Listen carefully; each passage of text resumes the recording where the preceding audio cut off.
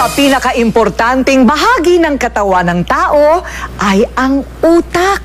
Kaya importante na ito'y hinahasa. Gaya ng mga batang henyo na aming nakilala sa Quezon City. Habang sa Makati City naman ay may mga tinuturuang maging pambihira ang lakas at kakayahan ng kanilang katawan gamit ang kapangyarihan ng isip. O walang kukurap, kilatisin natin ang kanilang amazing galing.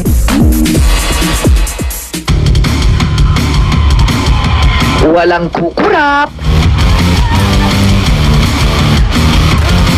Yan daw ay dahil lang sa brain power. Ayon sa neuropsychologist na si Roger Wolcott Sperry, mas nangingibabaw ang paggamit sa kaliwang bahagi ng utak kung saan dominante ang IQ o intelligent quotient. Napag-iiwanan naman daw ang kanang bahagi ng utak kung saan dominante ang emotional quotient o EQ. Nandito ang photographic memory o mga alaala at ito'y inuugnay sa malikhaing pag-iisip o genius brain. At para mapakinabangan ang buong utak, kailangang paganahin ang middle brain na magkukonekta sa kaliwa at kanang bahagi ng ating utak. Yellow, blue, orange na! Sa Pilipinas, ang midbrain activation ay itinuturo ng guro na si Roderick Eduarte. Now, I want you to tell me the color. You can smell, listen, and feel the color. Para subukan kung aktibo na ang right brain ay ang visualization habang nakapiring ang mata. Very good. Green, red, Very good. Gumagamit po kami nitong blindfold para ang kanilang pakiramdam ay lumakas. Dahil meron po tayong pakiramdam sa pamamagitan ng ating balat, pangamoy, pandinig, at sa pamamagitan ng ating panlasa.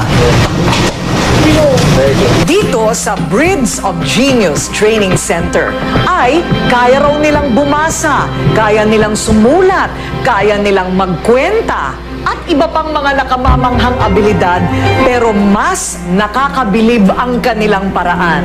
Bakit? Dahil nakapiring ang kanilang mga mata.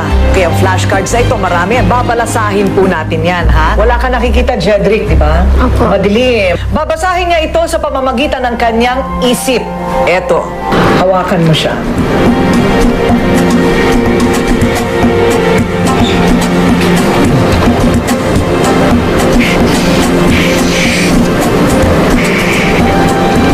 Number 5. At eto, 3 plus 2 equals 5.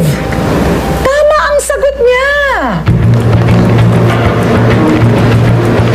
1,000 pesos. Tama. BV 549172. Ang galing naman. Bakit sa palagay mo, na-develop mo yung kahit hindi ka nakakakita, ay nakakapa mo siya at nahuhulaan mo siya? Dahil po kasi na parang nag-x-ray vision po yung nakakapa po namin. Tapos diretso na lang po pupunta sa brain namin. Kaya po namin nalalaman. Pag ginamit ko na lang ang aking mga kamay, wala naman ako nararamdaman. Hindi po nakaangat ang mga words nito, ha?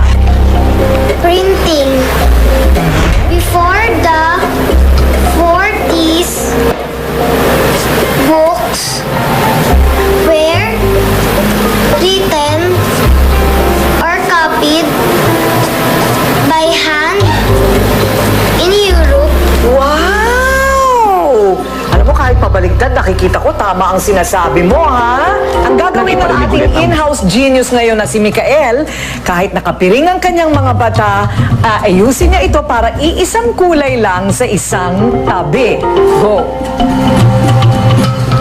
Ang kulay ay yellow.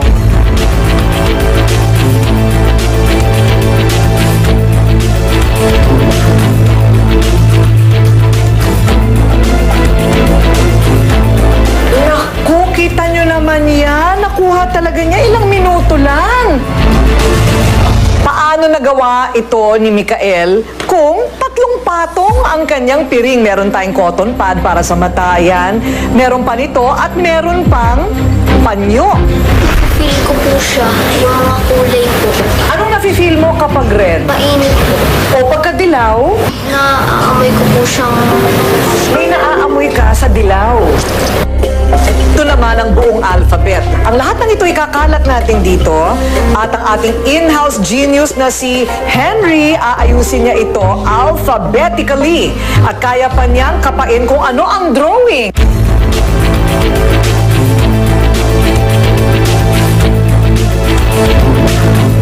Oh my God! Ayan, naayos talaga niya ng A to Z. Ano naman ang sikreto mo? Anong style mo? Smell sense po. Smell? Ano nasa-smell mo yung letter? Opo, tapos ginagalaw-galaw ko po siya. Tapos automatically, punta po sa utak ko. Tapos maniniwala ko. Gaano